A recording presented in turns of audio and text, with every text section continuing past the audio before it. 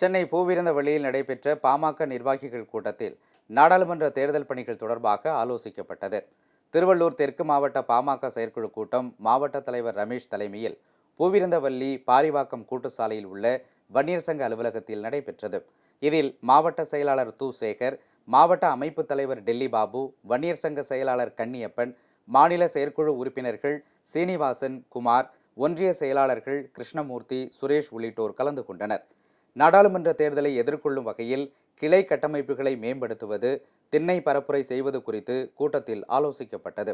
இதனிடையே ஈரோடு மாவட்டம் அவல்பூந்துறையில் பாமக ஒன்றிய செயலாளர் முருகன் தலைமையில் நடைபெற்ற நிகழ்ச்சியில் மாநில துணைத் தலைவர்கள் பரமசிவம், வெங்கடாச்சலம் ஆகியோர் கலந்து கொண்டு கட்சி அலுவலகத்தை திறந்து வைத்தனர். மாவட்ட செயலாளர் குமார், பேரூர் செயலாளர் சிவா, பேரூர் தலைவர் அழகேசன் உள்ளிட்ட நிர்வாகிகள் பலரும் நிகழ்ச்சியில் கலந்து கொண்டனர்.